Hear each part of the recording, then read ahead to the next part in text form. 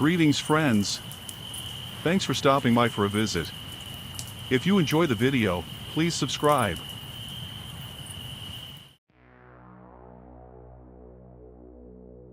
I know the Orang Medan is one of those creepy maritime mysteries that gets passed around in conspiracy threads and creepypasta lists, but hear me out, I've been obsessed with it for years, and I think I've pieced together something that's been overlooked. This isn't just another ghost ship tale. I think something very real happened, and I think there's a reason the official records are, let's just say, muddy at best. If you've never heard of the SS Orang Medan, let me give you the TLDR first. In 1947, some reports say 1948, a distress signal was picked up by nearby ships in the Strait of Malacca. The signal came from a Dutch freighter, the SS Orang Medan. The message was brief and chilling. All officers including the captain are dead, lying in chart room and bridge. Possibly whole crew dead. Then a final message. I die. When rescuers boarded the drifting ship, they found everyone on board dead, their faces contorted in horror, mouths agape, eyes wide open. Even the ship's dog was dead, mid-snarl. Before the Orang Medan could be towed, it allegedly exploded and sank to the bottom of the sea, taking its secrets with it. Creepy, right? But the more you dig, the more confusing it gets. The ship's name doesn't appear in official maritime records. There's no consensus on which ship received the distress signal. Some say it was the Silver Star, an American ship, others claim different names. There are inconsistencies in the dates, locations, and eyewitness reports. For years, people have dismissed it as a hoax or urban legend. But I think there's more to it. Because I found something buried in a Dutch naval archive, digitized recently, thank you Google Translate, that makes me think this ship was real. And that it was carrying something it shouldn't have been. Let me explain.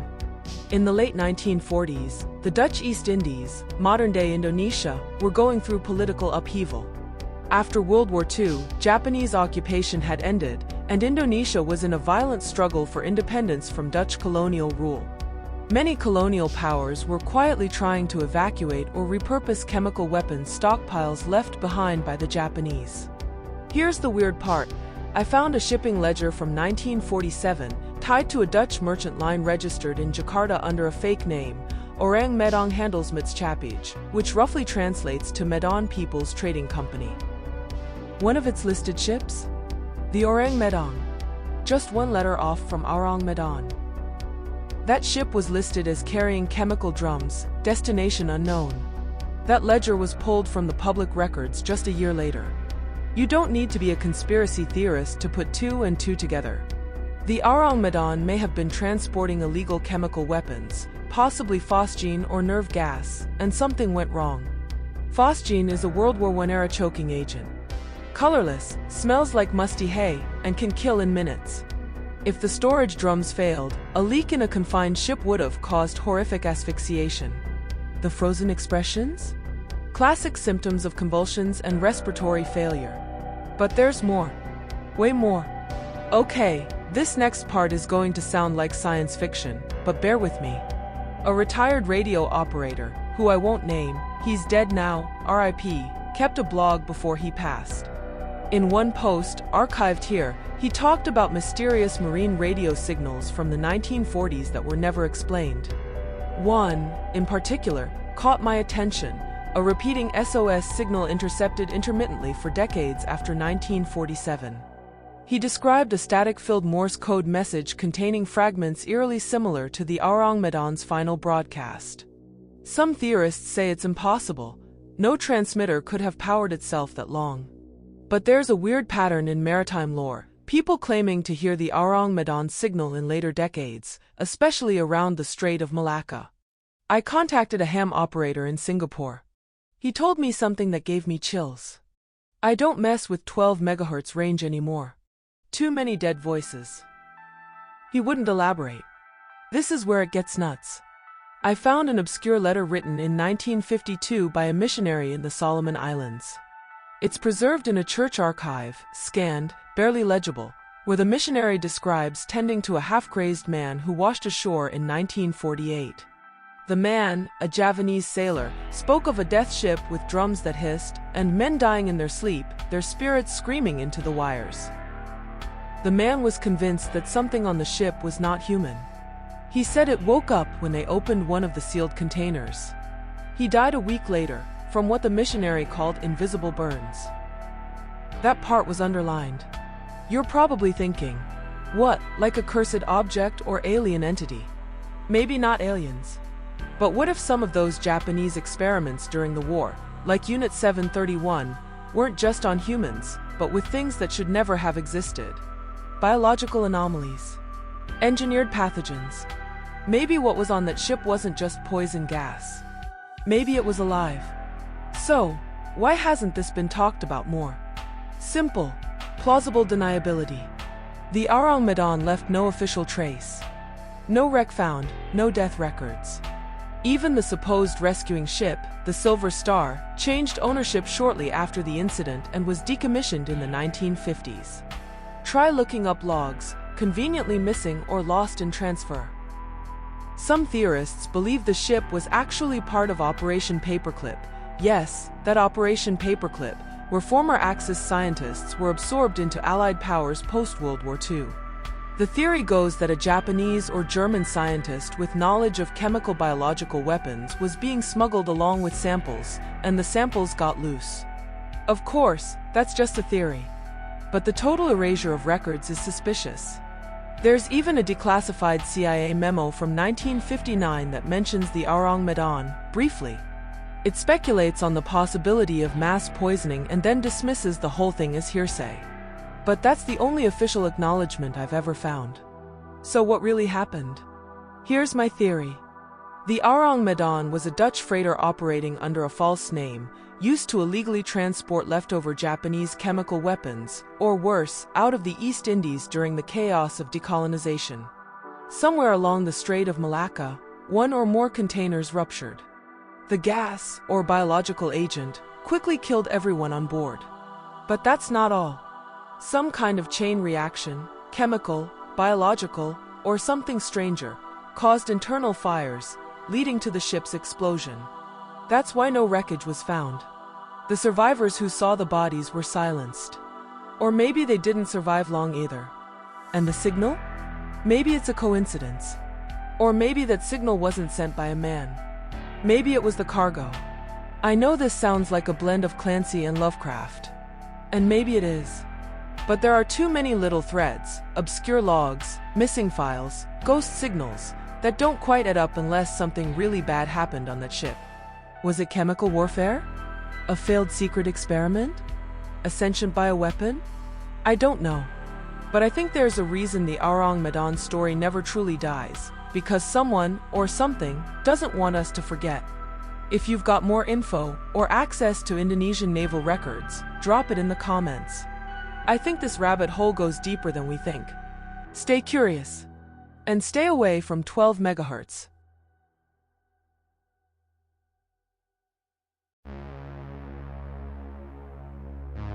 There was a huge oak tree in my grandma's backyard when I was about 6 or 7, which has been cut down since. Where I lived, it wasn't uncommon for someone to have oak trees somewhere in their yard. But this tree, it was stripped of its bark, making it a grayish color. There were no leaves, and never once did I see any when I visited. I hated going in the back to play by myself. The branches always seemed to be looming over me, seeming to be dark, even on a bright and sunny day. One day when I got bored and decided to go outside to play, I decided to swing on the tire attached to rope hanging on one of the branches. It was innocent enough. My grandmother was inside washing the dishes, but she could see me through the window, as it had a direct view of the entire backyard. I sat down and slowly started to swing. The branches croaked and squeaked each time I went back and forth. It sounded like it would break at any moment, but it was actually pretty sturdy. I'd used it before. Suddenly, I got a creepy feeling, like something was watching me from above. I was too scared to look up. I looked through the window to see if my grandmother was still there, but when I looked at her, she was looking above me, a terrified look on her face, her hand covering her mouth. It felt like the sun suddenly vanished and a misty fog rolled in around me. When did that get there? I couldn't move. My fight or flight had me at option 3, frozen. I started hearing a creaking sound on the branch above me, like something was swinging back and forth slowly. It wasn't me. I hadn't moved within the last 2 minutes. I almost started to cry when my grandmother finally came rushing outside and over to me, quickly moving me. She shielded me from seeing what was on the tree. Nothing was said when we got inside, though I think she didn't want to freak me out more than I already was. My grandmother moved from that house a few months later after cutting the tree down. She didn't want me to come over after that, but now that she's in her new home, she lets me come over whenever I want. A few years later, when I had remembered the incident, I asked her what happened. She sighed. I had a feeling she still didn't want to tell me, and answered with the most terrifying answer anyone could think of. There was a woman hanging from her neck. It was all twisted and the bone protruded through her skin. But she wasn't dead. She had a look of death in her eyes and she was fixated on you, struggling to reach you. When I got to you, she started choking on her own blood. After hearing that, I was glad she had shielded me from seeing that. I'm happy that I never went back there. And I'm happy the tree was cut down so no other child has to experience what I went through. I did some research and found out that a couple who had lived in this house before, the husband beat and killed his wife, snapped her neck, and hung her on the tree to make it look like suicide. It seems he wasn't in his right of mind.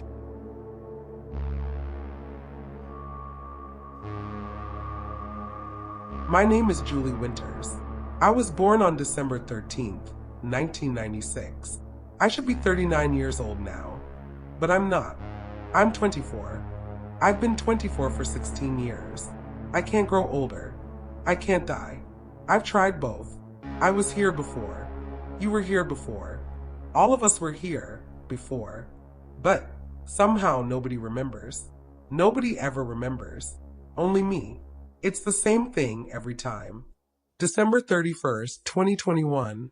We're standing in the middle of Times Square, landlocked in the sea of revelers. The ball drops. The countdown. 3, 2, 1. And the calendar turns to January 1st, 2021. Again. In December of 2020, my friends and I had planned to go to Times Square for New Year's Eve, just as we always do. But this time, we were going with special purpose, to give a huge middle finger to the past year as we sail away toward new horizons. Some friends even flew in a few days early for the event. When Prince and the Revolution said they were going to party like it's 1999, I think they had the right predictions, just the wrong year. But on December 30th, the police announced that while they were still going to drop the ball, nobody would be allowed in Times Square on New Year's Eve. To say that we were disappointed was the understatement of a lifetime. What would we do now? Sit home and watch a live stream of the ball drop. After friends flew here from across the country, they could have stayed home and done that. No, this was not going to go down like that. We were not going to be denied our rite of passage out of this year. When Clark Griswold drives across the country to take you to Wally World, you're going to Wally World, whether Officer John Candy opens the gate or not. I knew that many of the elites were being given permission to watch the ball drop from surrounding locations. And police presence was going to be cut by 80%, which definitely worked in our favor. The plan was to approach from several blocks away, avoiding 8th Avenue and 42nd Street at all costs. We would gradually get closer while maintaining an aloof presence, as if we were simply on our way somewhere else, not trying to enter the square. With these covert measures, it began to feel like we were trying to avoid detection by occupying forces. It was close to midnight when we made our approach.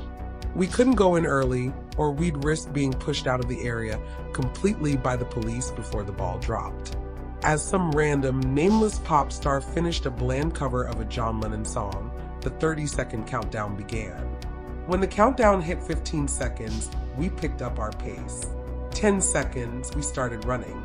A cop saw us and yelled, "Stop! You can't be here." But it was too late.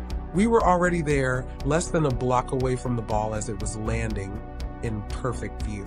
3, 2, 1 came through the broadcast in my earbud as the cop was just yards away from us. Happy New Year. I don't remember anything after that. All I remember is that we were in front of 1 Broadway Avenue when midnight hit, and suddenly it was 3 a.m. and we were back at my place in Queens. I didn't say anything about my missing memory to the others, and they didn't say anything to me. I wondered if the occupying forces had been keeping people away for reasons other than a virus. The next New Year's Eve 2021, the same group of us met up, except for John. He couldn't make it this year. This time, the streets were full. Everything was back to normal, or so I thought. Everything was going as you'd expect. The flavors of the month were lip-syncing their current radio hits. Talking heads from radio and TV were all talking into microphones and telling their audience how much fun they were supposed to be having. When the countdown reached 10 seconds, the crowd chanted along. 10, 9, someone cracked a joke about Ryan Seacrest's balls dropping. 3, 2, 1, happy.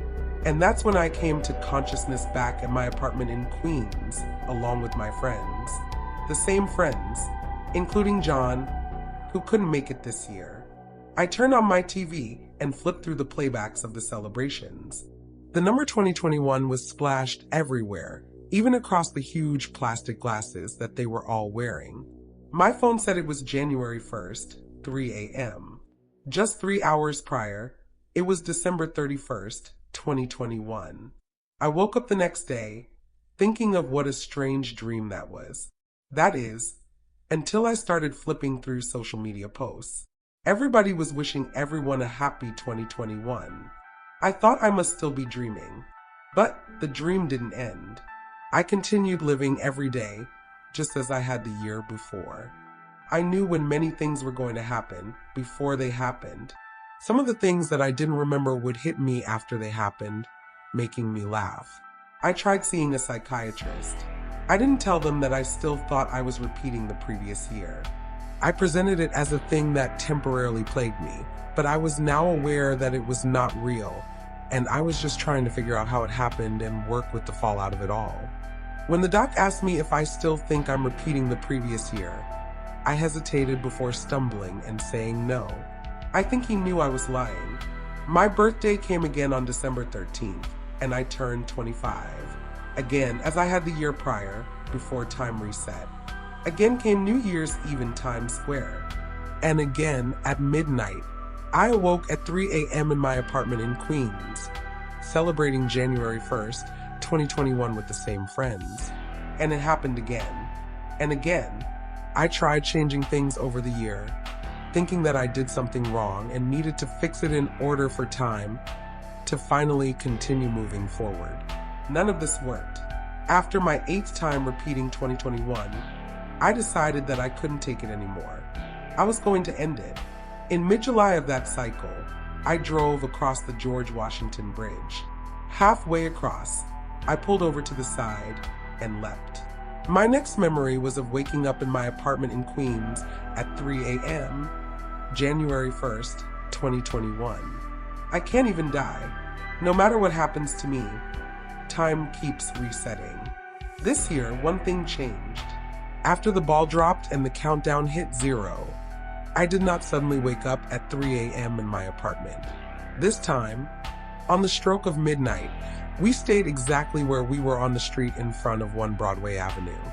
The sea of revelers from December 31st, 2021 suddenly disappeared.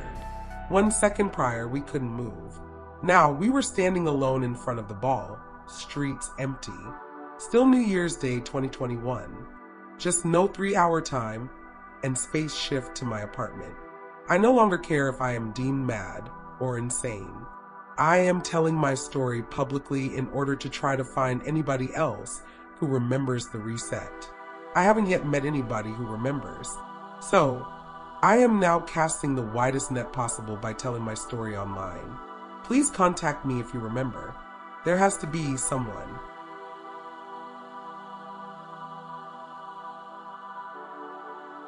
My pregnant wife was admitted to Gimli Hospital in 1999 for a routine induction, and I haven't seen them since. Here's what happened. We came in, a doctor, Dr. Madden, checked my wife and assigned her to a room in the birthing ward. For a while her labor progressed without problems. Then it stalled. Something about her contractions being weak and dilation stuck at 7 centimeters. Dr. Madden suggested upping her dose of Pitocin. When I asked what that was, he gave me a look and explained that it's a hormone, the artificial form of oxytocin, which speeds up contractions to help women deliver more quickly and safely. Apparently my wife was getting it already. He just wanted to give her more. She didn't protest. Although, to be fair, she'd generally been receptive to everything since they'd given her the epidural. Before that she'd been screaming. Dr. Madden asked me if I wanted things to go smoothly, and when I said yes, he punched something into the computer in the room, the one monitoring my wife's vitals and playing the constant, hypnotic swoosh-swoosh sound of my baby's heartbeat, and left. But before the door shut, I heard him tell someone in the hall to go down and extract more of the hormone. I was tired, so part of me figured I might be hearing nonsense, but I couldn't understand why they'd be extracting anything, so I pressed my ear against the door and heard someone else, a nurse, I presumed, say, "Depleted the current source. Do you want me to remove another tile?" I knew I hadn't heard that incorrectly, so with one last glance at my wife, peaceful, beautiful, I stepped into the hall myself. Instantly, Dr. Madden's eyes widened and he asked, "Mr. Crane, may I help you with something?" As the person he'd been speaking with turned and walked away. She didn't look like a nurse. I told Dr. Madden I only wanted to stretch my legs, and continued in the same direction as the disappearing non-nurse. When I was out of Dr. Madden's sight, I sped up and managed to catch a glimpse of the woman I was following just as she stepped into an operating room. After a slight hesitation, I followed. The room was empty, and the woman crossed it to another one and another after that, before finally entering a hallway, which ended on a set of dark doors behind which, once she'd pushed them open, was a stairway leading down. She didn't appear to have noticed me following her, so after waiting for half a minute I went down the stairs too. Immediately I felt like I was in a place I didn't belong, witnessing something I shouldn't be. The walls, which had started as bare concrete, soon became carved out of rock, and the lights became further spaced apart, creating longer and longer stretches of darkness between islands of light. A few times I nearly tripped and fell, catching myself at the last moment. I knew I was making a lot of noise, but I didn't care. I had even stopped paying attention to the woman I'd been following, distracted by the realization that as I'd begun to sweat, the tunnel itself sweated too. Liquid, I hesitate to call it watered, which seemed as if excreted by the walls themselves, reflected the infrequent lighting unnaturally, and gathered, dripped, making the stairs slippery, causing my shoes to slide over them. Eventually the stairs ended and I found myself in a large room, which had also been carved out of rock, and whose floor was a pattern of hundreds of alternating black and white tiles. Some of them had been removed. The woman was kneeling and using a crowbar to force off one of the tiles that was still in place. Her efforts echoed throughout the room. I was maybe 15 steps away from her when she managed to dislodge the tile, revealing beneath it a deep, writhing darkness that looked as if space itself had turned into reptilian skin. I managed to call out to her. I awoke with a throbbing head lying in a hospital bed and Dr. Madden's face smiling at me. "Mr. Crane," he said as I blinked him into focus, "I am so very glad to see you awake again.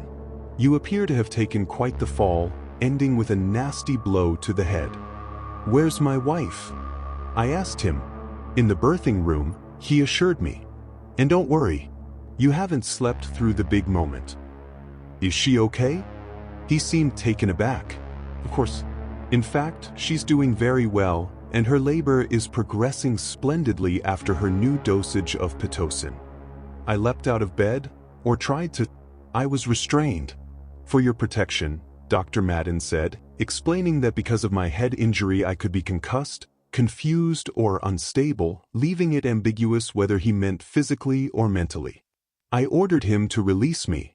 "Very well," he said, and motioned toward a part of the room I could not see, and from whose unsighted dark corner the women I'd been following emerged, carrying a syringe filled with the same black substance I had seen below the dislodged tile. "No," I protested. "Not that. I don't want that." "No need to be hysterical," said Dr. Madden, taking the syringe. "There's no reason for us to give you Pitocin."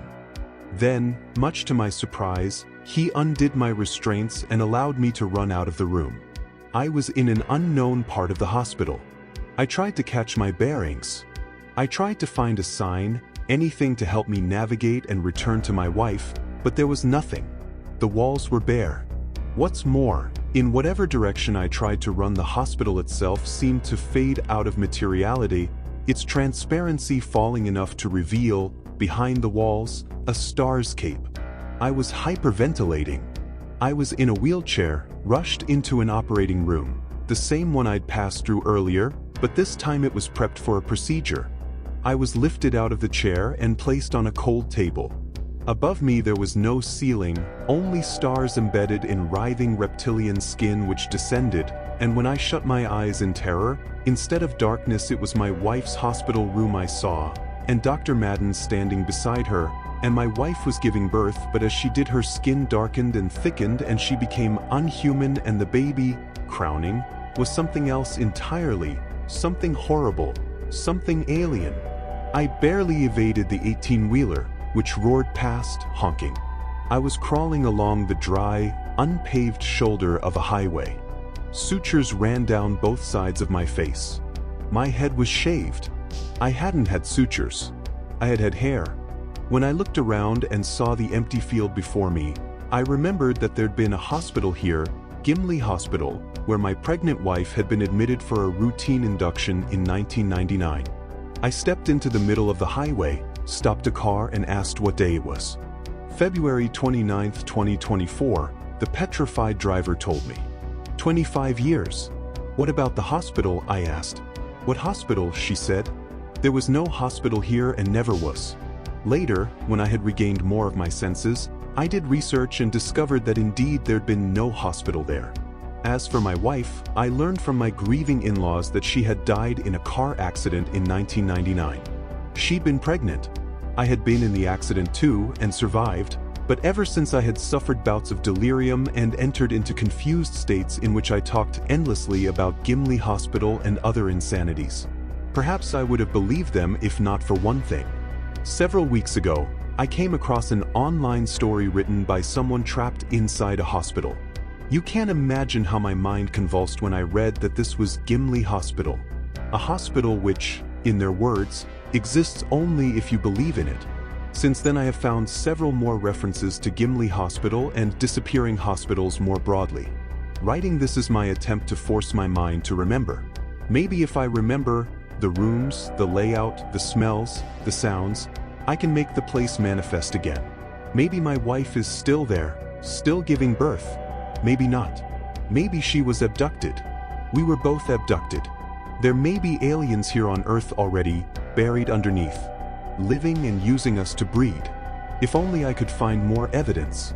If I could get my hands on that black substance and send it to a lab for analysis. Then they'd confirm it wasn't of this world at all. I don't believe my wife had been cheating on me, as my mother-in-law once told me. I believe that the night sky is descending, slowly, imperceptibly. Sometimes I have nightmares that I'm driving, my wife beside me, and suddenly I turn the steering wheel, and the impact of the 18-wheeler wrecks my sleep, and I find myself awake, once more following a woman I don't know down empty hallways and through operating rooms, downstairs and to the place with the alternating black and white tiles, and the horror stuff beneath.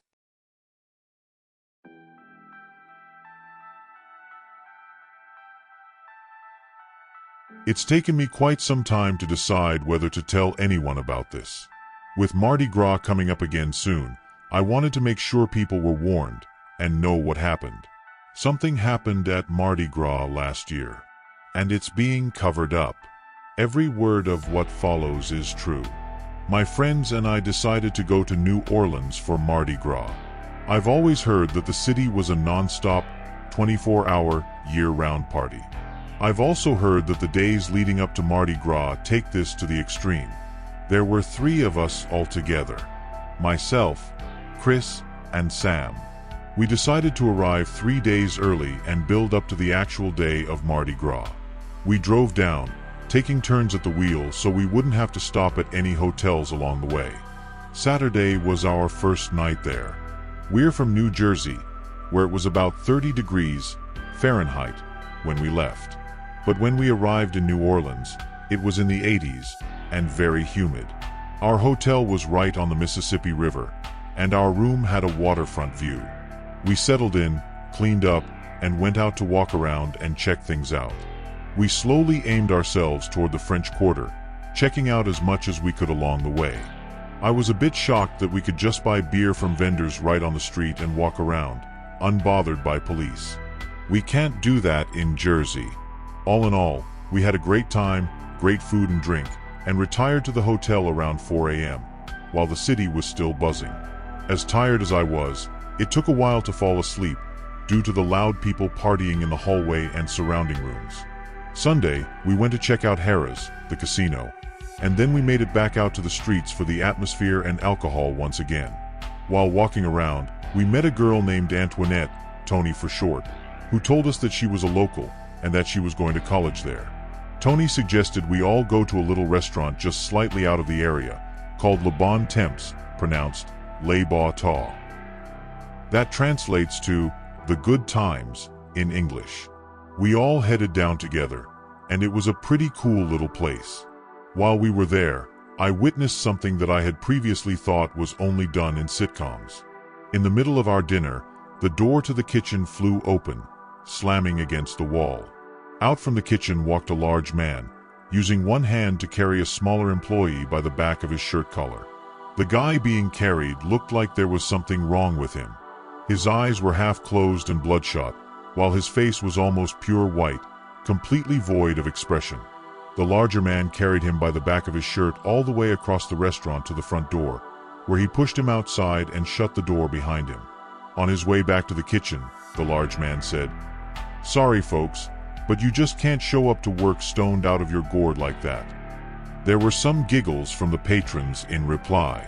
We all drank quite a bit that night, and I ended up staying at Antoinette's place, about a mile away.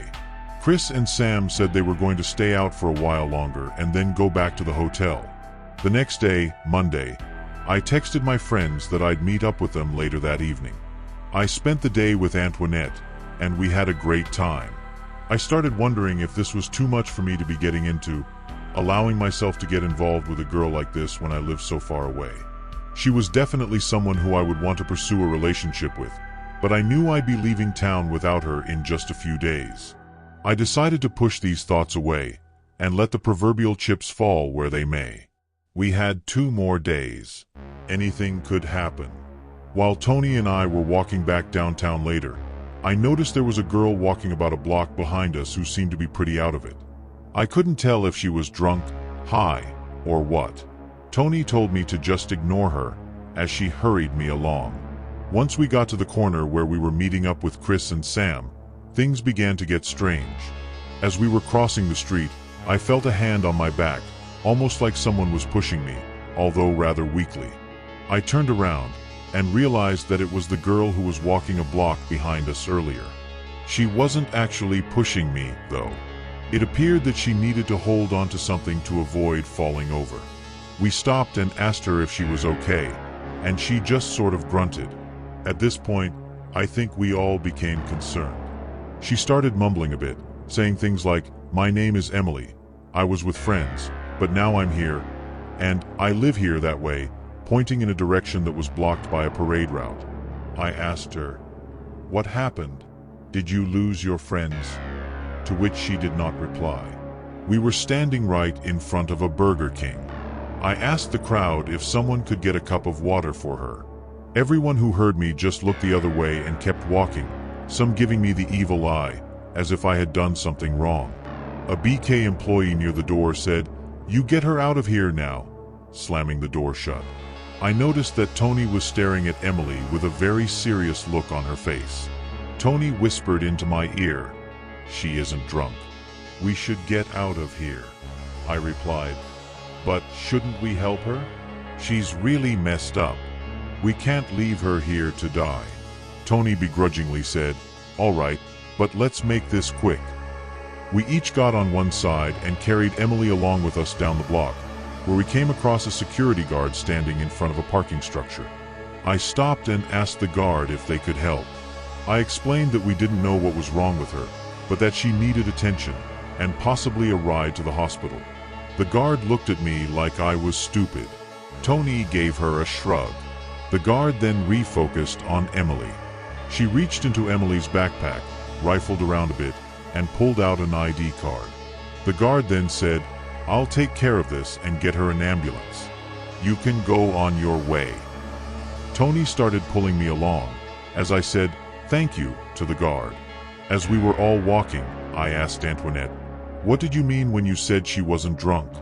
Is there something going on that we don't know about?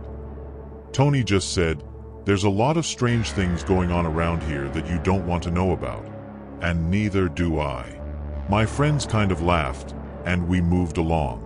We had some drinks and got back into the celebratory mood. Chris mentioned that he had been wanting to check out one of the New Orleans cemeteries that he had read about. Tony did not look enthused, but Chris was already in motion. He walked over to one of the police officers who were standing guard and asked, hey, do you know where the closest cemetery is?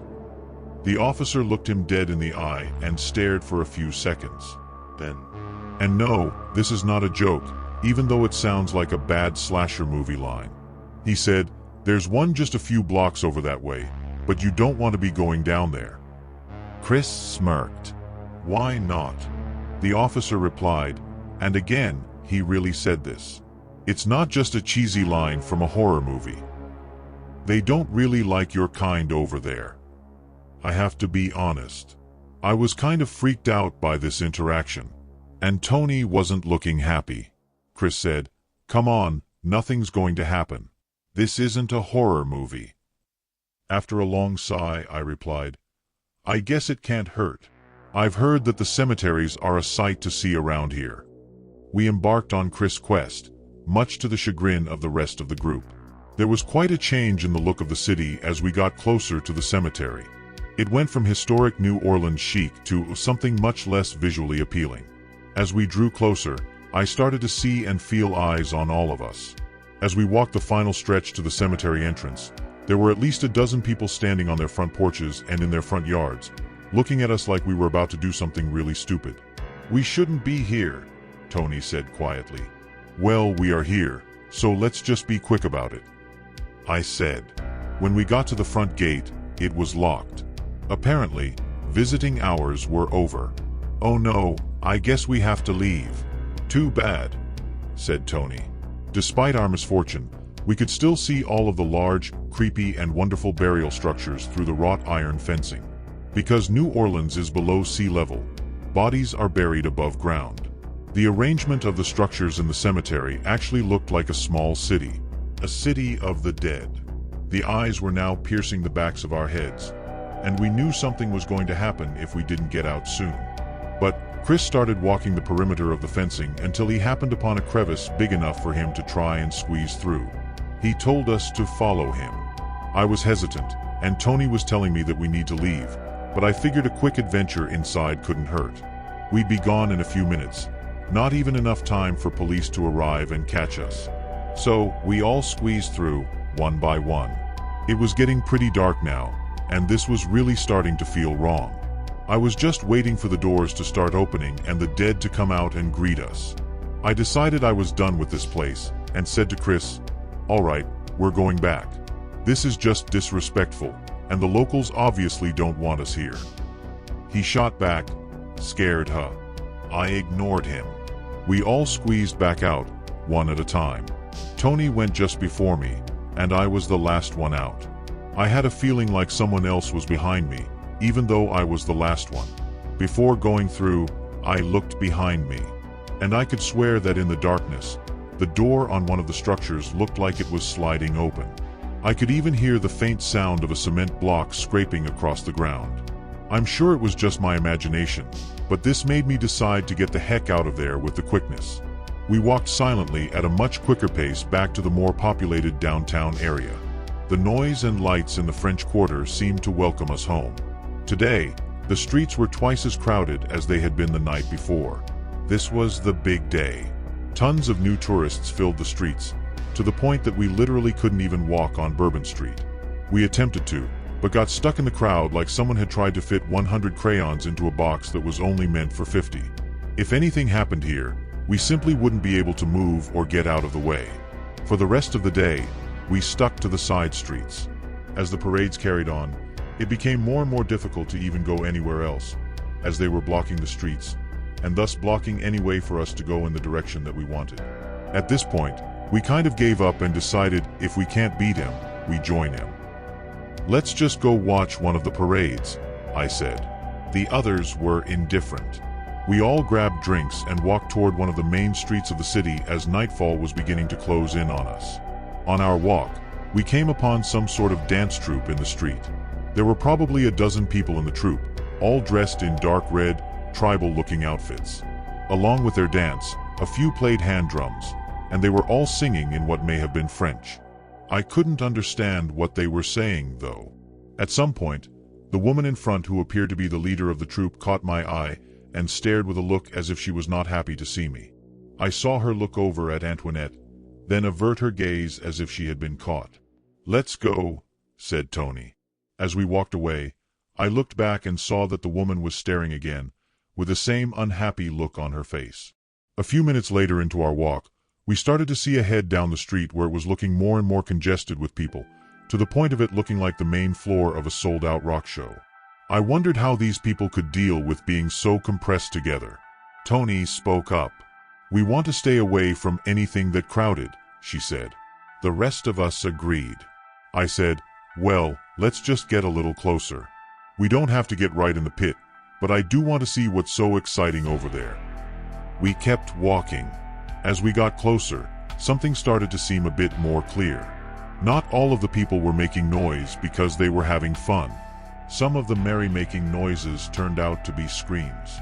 As we moved closer, despite Antoinette's objections, I noticed a small huddle of people in the center. Someone was on the ground. I hurried up to the circle and pushed my way to the inside. What I saw there left me frozen in my tracks. There were two people. One was laying on their back, motionless. The other was on their knees, hovering over the one on the ground, and it looked like they were eating their face. Blood was spewing everywhere while gawkers screamed in terror. Tony grabbed my arm from behind and said, "I told you, we have to go." She pulled at my arm, but I couldn't avert my gaze from what was happening. Eventually, she pulled hard enough that I lost balance, sort of fell over, then got back up and started retreating with her. When we got back outside of the circle, we saw that there was another of the exact same scene happening maybe 20 feet away from us in another direction. "What is happening?" I screamed. Then, the first circle we saw was dispersing rapidly as the flesh eater abandoned their meal and started seeking dessert in the crowd. Just like that, another was incapacitated on the ground, becoming seconds. But there was something else that I noticed while the thing was rising to look for its next victim. It was Emily, the girl who followed us the previous night. Tony told us that we were going to need to get to her place. As we began running, there were more and more of these things attacking and eating others. Where were they all coming from? If this wasn't horrifying enough, I then received the answer to my question. Some of the flesh eaters were missing faces themselves. Just bone, blood, and remnants of skin where their faces used to be. And they were using these skeletal faces to eat those of others. They weren't coming from anywhere. They were being created by the other flesh eaters. As one walked away from their meal, I saw the body of their victim rise and begin chasing their own mark. I was transfixed on this horrific, spontaneous public meltdown of society happening right before our eyes, when I was suddenly thrust to the ground with great force. I never saw it coming. I had no idea what was happening. I eventually focused, and realized that I had one of these faceless flesh eaters hovering over me. Blood was dripping from their jowls onto my face. I knew it was all over for me. Before I could even scream, Antoinette suddenly appeared face to face with the creature hovering over me. Except, she looked different.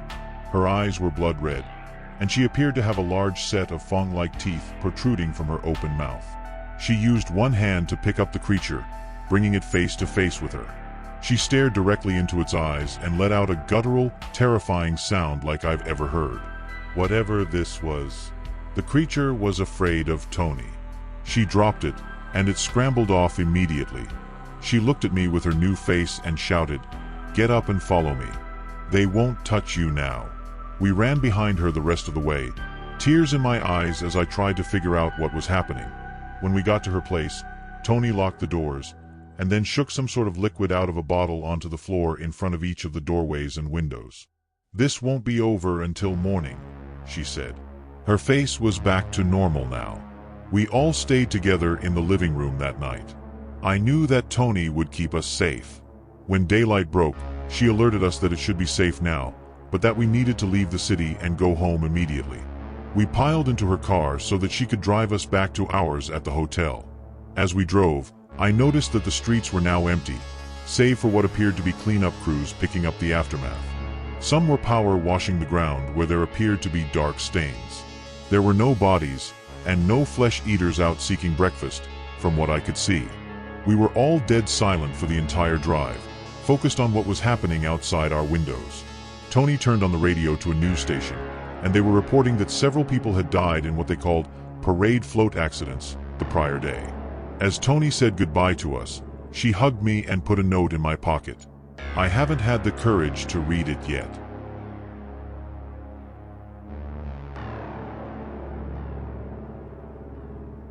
When I was 18, I had a best friend called Jessie. We're not friends anymore, but back then, we were inseparable. Jessie was really into the paranormal. Anything ghosts or demons was right up his alley. One night we were having a sleepover at my house like we did every Friday night, and he told me that he wanted to tell me a scary story. Now this was not unusual for Jessie, however when he said that this story was completely true, that piqued my interest. He told me the story of the Long Man, and till this day, that name sends a chill down my spine. The Long Man is a creature who stands at 10 feet tall. He is a dark creature with long and bony limbs, sharp nails, hollowed-out eyes, and crooked and jagged teeth. The teeth are always what got me. However, the Long Man's description is not the only thing that frightens me about this creature, but instead, it's the way he hunts its victims. There are 4 stages to his hunting process. The first stage is actually more of a feeling. It's that feeling you get, the one where it's like you have a sense that someone is behind you, but when you turn around, no one is there. Now that feeling always sends a chill down my spine. During the second stage, you start to see him anytime you look at your reflection. Instead of seeing all of him, all you actually see is a shadowy figure, one that is hardly visible, but you know that it's him. The worst thing is that you don't just see him in mirrors, but it's anything with a reflection. Any puddle of water or metal spoon you pick up, he will be there. For the third stage, you begin to see him out of the corner of your eye. It doesn't matter what room you're in, it doesn't matter what you're doing, he could appear at any moment, but you have to ignore him. The moment you look at him, he disappears, and in my head it's worse to have to see him and ignore him, than to not know where he could be at any given moment. The length and severity of the first 3 stages can vary, but the 4th and final stage is always the same. During this stage you will have very similar dreams for 2 weeks straight. You appear on a road in the dead of night and you're surrounded by fog. The only light you have is the light of a dim street lamp. Under this lamp you see a shadowy figure in the distance. While during the dream the creature won't move, with every dream it does seem to get closer. Eventually you realize this creature is the same one that has been haunting you in the real world. You realize it's the Long Man. On the 14th night you find yourself on the same foggy road. However, instead of the Long Man being a distance away from you, instead you and the creature are now face to face. He grins at you with his jagged and twisted smile. He pins you down, paralyzing you in fear, and then he rips you to shreds with his disgustingly long nails, killing you and feasting upon your corpse in seconds. While the overall story of the Long Man is creepy in itself, the way it chooses its victims is what I find disturbing. Unlike other entities who tend to choose people who seem weak, or who choose victims who may have a certain trait or bad habit, Instead, the long man chooses people who know of his existence. He chooses people who have heard about him from someone, or who have read about him, possibly in an online story, and with that I say I'm sorry. I've dreamed about him for 2 nights now, and I can't take this anymore. All hope for you isn't lost though. The long man only hunts one victim at a time, and it's always the person who has heard about him most recently. So go, save yourself, share this story, and tell more people the story of the long man.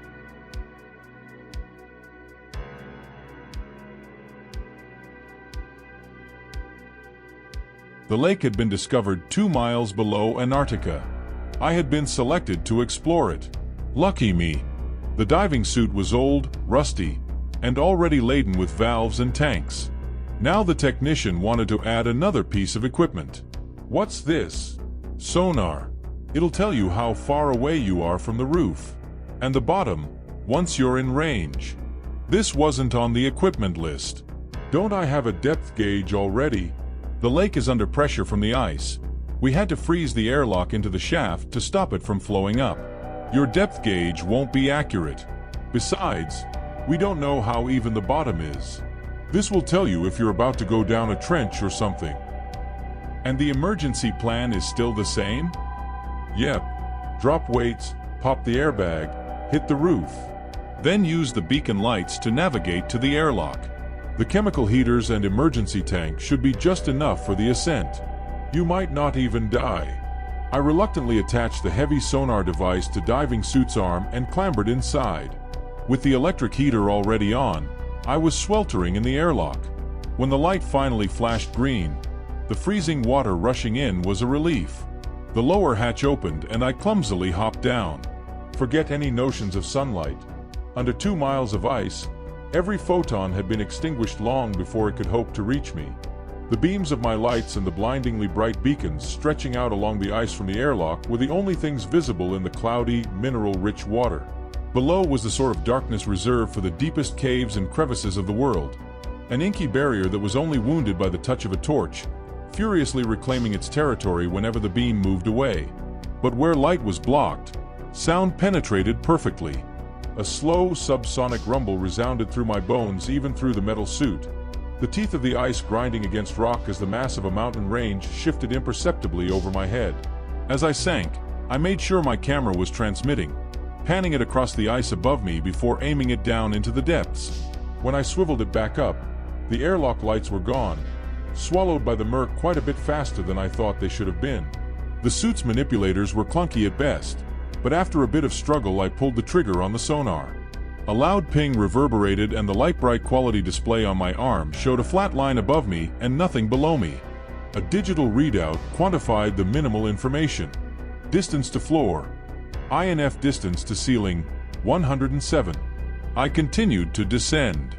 I'd never been scared of the dark, but this was still unnerving. I wished they had found someone more experienced for the job. The vast list of divers with more hours under their belt than me had sadly not overlapped with the list of people the company trusted to be here. Better PR to have the biologist make history than some oil rig repairman, I guess. I pinged the sonar again.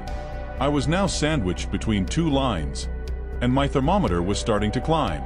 Distance to floor, 937. Distance to ceiling, 322. I keyed the radio. I'm at 322 feet and I've got the lake bed in sonar range. Looks like the water is about to start heating up. This was expected. Pressure alone would not keep this place liquid without geological heating. And where there was heat and water, there was usually life. And hopefully a Nobel Prize for me. Dream big, right? Roger that. All good up here. Keep going. More darkness. More silence. Another ping. The line below me was now split in 2, the edges in the center rapidly descending off the screen. Distance to floor. INF distance to ceiling, 973. Deep hole. Really deep hole. Must have drifted over it. A bit odd. There shouldn't be any currents down here. I pulsed the suit's thrusters. The hole moved to the left side of the screen. A few stray pixels moved in from the right. I kept the thrusters on until I was almost over them. Ping. Distance to floor, 277. Distance to ceiling, 978. Sonar is picking up something just above the lake bed below me. I'm gonna check it out on the way down. Roger that. Be careful. I dropped one set of weights to slow my fall and kept hitting the sonar. The line on the screen below me grew more and more jagged as I got closer, or at least as jagged as the screen could show. The stray pixels from before had resolved into a more or less straight line, jutting up almost perpendicular to the lake bed. Distance to floor, 87. Distance to ceiling, 237. A line below me, another above. That couldn't be right. I pinged the sonar again. Distance to floor, 83. Distance to ceiling, INF. Must have been a glitch. I refocused on the gloom in front of me, waiting for the pixels to emerge into reality. When I finally caught them in my lights, it took a few seconds for the word to come to me. The object was so impossibly, inconceivably out of place. Mast. A wooden mast, with tatters of sail and rigging still hanging off. In a million-year-old lake under miles of ice. I made sure my camera was recording. Are you seeing this? Holy shit. Any theories on how this got here? 1. I'll tell you when you're topside. I barely registered the response. My mind was still racing, trying to figure out where this thing could have come from. A clang shocked me out of it as the diving suit finally hit bottom. I peered down and saw that I was now standing on rusty, riveted metal. In front of me, the hulk of a wooden sailing ship loomed. I slowly rotated the suit. Curved beams, the picked clean metal ribs of even larger ships, jutted from the lake bed all around me. More patches of decking were visible through gaps in the mud. You're still getting all this, right? Roger that. I dare say your biology project may end up playing second fiddle to this. Remember that hole in the lake bed from earlier? We'd like you to go check it out. I dropped weights and fiddled with the ballast tank until I had neutral buoyancy, then thrust it along above the impossible graveyard. I should have been elated at this discovery, the greatest historical find of the millennium. But as I passed under the rusted eye sockets of a tanker's bridge windows, I felt nothing but fear, only barely held in check by training and curiosity. The thermometer began to drop again as I pressed on. The wreckage thinned out and eventually gave way to nothing but mud and sand as the hole came into view. Not just some depression in the mud. This was a massive ring of jagged black rock poking out of the lake bed. The sight of it triggered some primal response in my brain, every instinct screaming at me to pull back, to ascend away from it. It was enough to pull my hand from the joystick. The whine of the thrusters ceased. The gnashing of ice on rock returned somehow louder than ever. My radio came to life. We still have about 300 feet of umbilical up here. If you're doing okay temperature-wise, we'd like you to drop down the hole till it's out. See if you can get the bottom on the sonar. Go. Understood. Moving. I positioned the suit over the maw. A slow current pushed me upwards. I adjusted ballast until I was steady again. I craned my head as far as I could into the viewing bubble and stared downward. Void. Unconsciously, I had turned the suit's heater almost all the way up again. The thermometer read just above freezing. Above a vent, the water should have been boiling. Fighting every instinct in my body, I triggered the sonar again. Ping. Distance to floor. INF. Distance to ceiling, 732. No line below, one above. The same error as before. I tried again. Ping. Distance to floor. INF. Distance to ceiling, 654. I'm having a problem with my sonar. Ceiling is reading when it should be out of range. That's a bit disappointing. We thought you'd have longer. Point your camera straight up, please. We'd like to have a picture of it if it doesn't hit the umbilical first. My lights went out. A warning tone in my ear alerted me to a break in the umbilical. I pulled the airbag trigger. Nothing. The sonar display was still lit up. It must have had its own battery. Ping. Distance to floor. INF. Distance to ceiling, 321. Ping. Distance to floor. INF. Distance to ceiling, 143. Ping. Distance to floor. INF. Distance to ceiling, 17.